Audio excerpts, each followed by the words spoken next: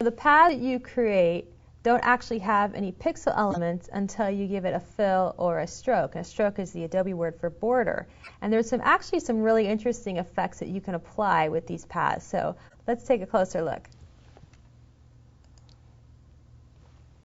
I have here a shape layer that I used created with my custom shape tool, and I was just combining all the shapes together. And so it put them all on one space. And that's going to serve me well when I go ahead and change the color. And I can give it a full color in here, just pick some different options, and dramatically changing everything together as one unit. I could also remove all the color and go back to just an empty shell. In addition to using solid colors, you can use gradients. And depending on what kind of gradients you have loaded on your palette, you can have lots of different ones to choose from. I have a few extra that I've loaded in here. And there's also patterns, and you can pick some different patterns. And again, depending on what you've loaded as your patterns, you might have come in there and added some extra ones like I have. And you have some more options to play with. And I'll pick one that looks kind of like a flower. And I can even change the scale if I want to make it a little bit bigger or smaller in that path area. I like that effect. Now, in addition to being able to put a fill in here, you can also add a stroke. And I'm going to go ahead and put a stroke on, and let's start with just a solid stroke. It does make a difference about the size of it. So if you have a thinner or larger stroke, it's going to make a difference. It's so big you can't even see the content in there. And if I start changing that, I can actually apply a stroke that's a gradient. That's pretty interesting. Or a pattern. So you have some really neat effects that you can do and just applying them into your document. One thing I should be aware of, though, or is to point out, is that it's applying these gradients and these patterns to the entire layer, not just to individual items. So these are all considered one layer with different synchronized, if you will, items. If I go back to my tool and I create another butterfly, but this time as a new layer, and I draw this butterfly, I can actually have it independent. I'll use my path selection tool to move this. It's independent of the entire the other layer, so I can even have a separate style. In fact, if we go to our styles panel, this is another way that you can add some fill and stroke effects. You can actually come in and apply them, and it's going to add some gradients to them. In fact, the vector tools is a great way to add those different features. And then they get stored with it. Let's go ahead and hide those elements. I'm going to actually click on the background here and make a new layer. And I'll show you another application with your stroke and fill. You can take a path that you've saved. So here's a path of the wheelbarrow. It's a complete version of it. And you can use that to create your own fill or stroke.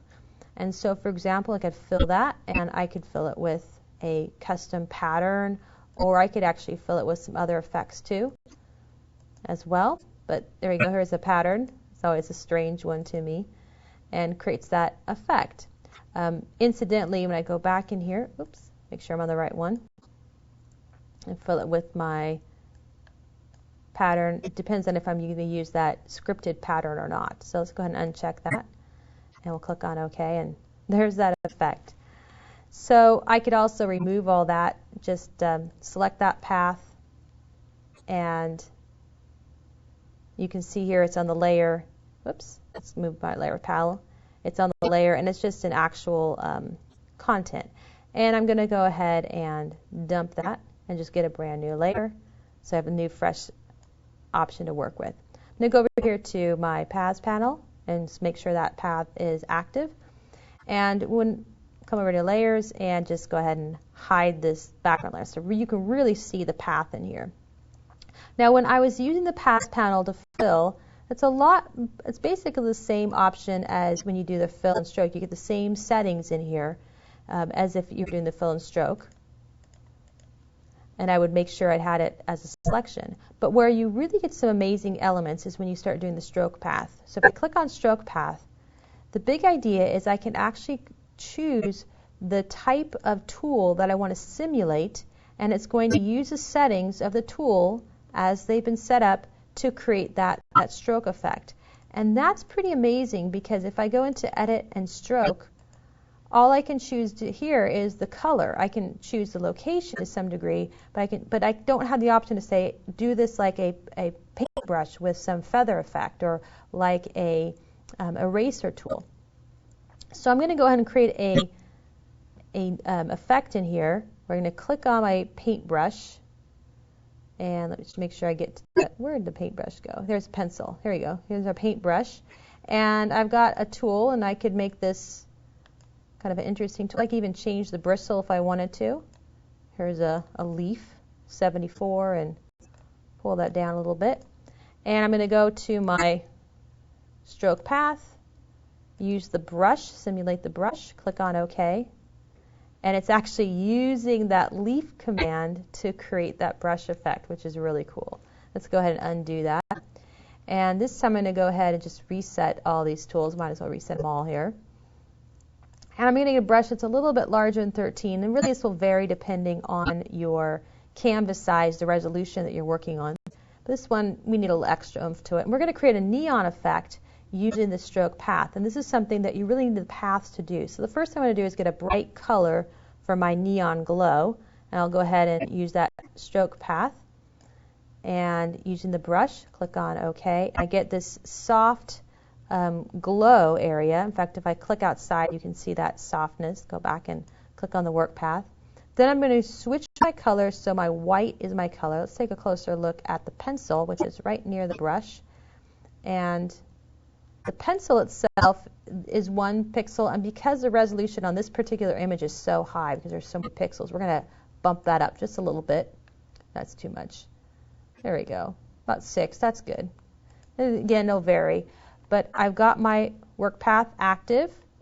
I'll go ahead and do the stroke path, simulate the pencil, click on OK, and click outside of it. And I create something that actually looks like a neon effect. And as you experiment with different sizing of the brush and the pencil, you can create something that will work for the resolution you're using. Now this would actually look really cool on text. So I'm going to go ahead and flip this for a moment and get my type tool here.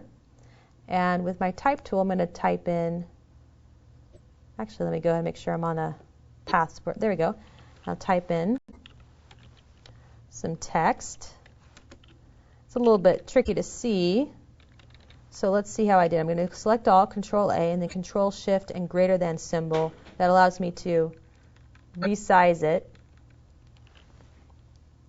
Use my Move tool. Sometimes I have to check the spelling in here. Now, in order to use the paths for this, I can't actually just work on the path by itself. I have to actually turn this into a path. So I'm going to use my Type menu and choose Create Work Path. And so now I have a path that maps around this gardener here. And I'm going to go ahead and make a new layer because I can't paint on the Type tool. And I'm going to go and hide the Type tool as well. So all I see is the path. And I can use that to create the neon effect. Here's that work path. Go ahead and stroke this with the paintbrush tool.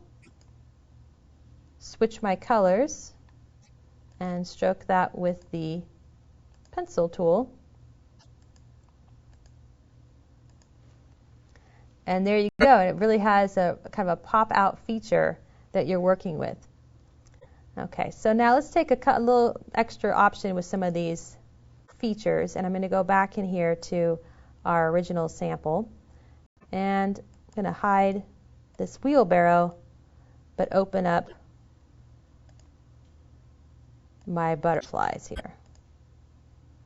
Here's the butterflies. Okay, and let's go back and reopen the background. So as you're working with these different tools, you can make some changes. In fact, let's change the stacking order too, so it really pops out.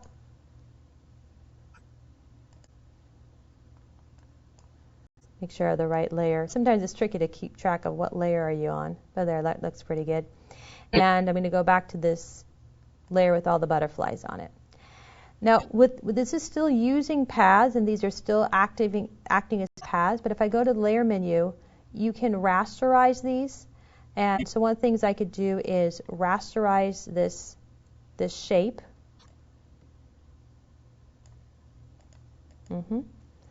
I could also, let's go ahead and change that out.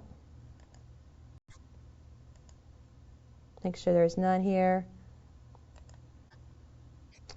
And I'm going to just go ahead and choose no fill and no stroke.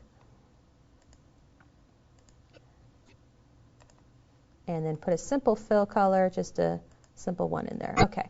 So when I'm going back to my layer menu and I choose rasterize, I have some shape and I have fill content. And the fill content is now just something really simple. But let's start with the shape. We'll see what that does. And it actually converts this as if I had painted these one by one on the page.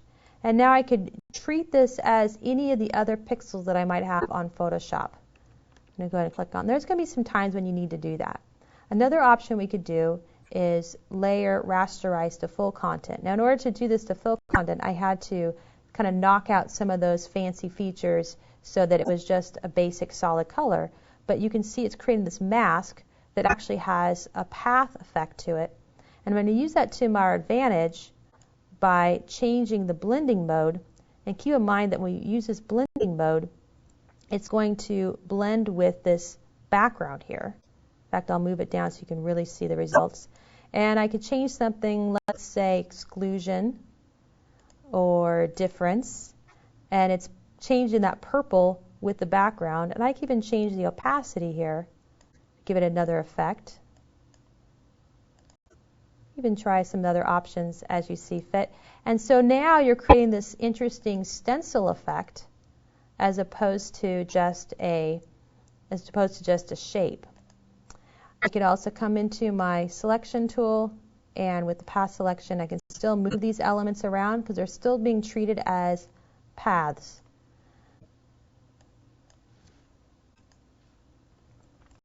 So what you have are a lot of great tools for adding fill and stroke effects, and you have some of the traditional ones that you always have in Photoshop plus a few extra features because they're paths.